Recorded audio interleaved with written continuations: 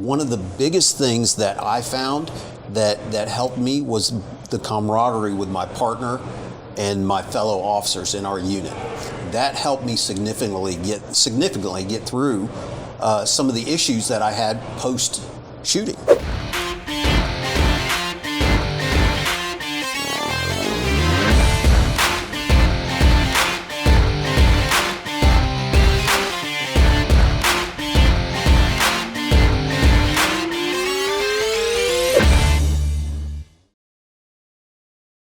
Make sure that when you have agencies start looking for that counselor or that group of counselors, make sure they're a good fit.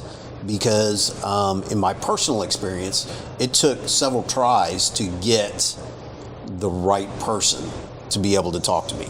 Because you know as well as I do, we are all cut. Law enforcement, all first responders are cut from a different cloth, right? And unfortunately, you can't just take a counselor that talks to families and put them in a setting with first responders. That's usually advantageous. A recipe for disaster. Yeah, it is totally a recipe for disaster. I've shared this story a few times. When I was injured, so I ended up leaving the military because I ended up fracturing my spine in a training accident. And that process, aside from the rehab, I became very chemically dependent. I had a lot of issues with that.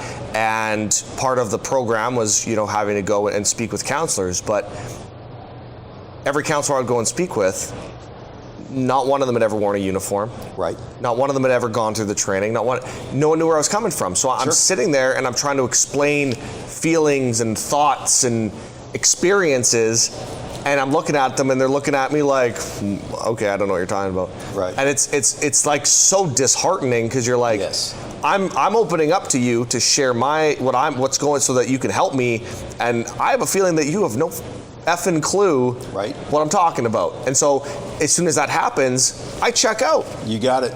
That's exactly what happened with me. Same thing, when you get a counselor that asks you, when you tell them, hey, look, I'm angry all the time, right?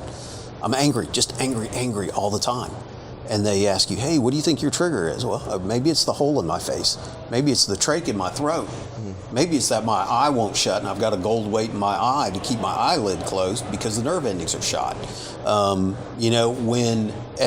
you realize that, it really compounds the problem. So I would, bringing our conversation back to our brethren in law enforcement, I would be very cautious or make sure the individual is the right fit for what you want them to do and what you need them to do. That's probably one of the biggest things. But as far as for me, I found my solace was basically my guys. A lot of talking about everything that happened, both during the shooting and after the shooting.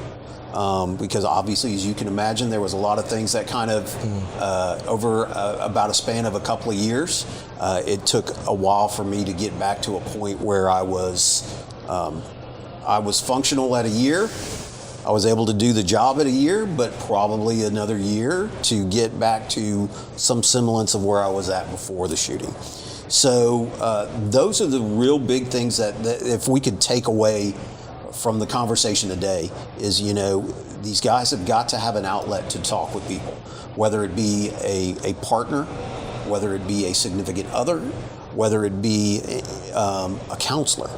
That is the biggest takeaway, if I could push something, is they have to understand that they're not alone, and talking about these things, that whether it's a cumulative stress over 20 years of a job or whether it's a shooting or having a spinal injury.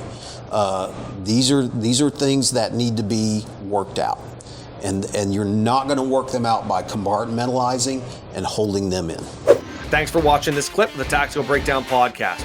To get access to more interviews just like this, make sure to hit that subscribe button and that little notification bell. Or, even better, come join us on the ILEETA Network, ILEET.network, where you will get access to world-leading instructors, trainers, hundreds of hours of training content designed to change the standard of law enforcement training. We'll see you there.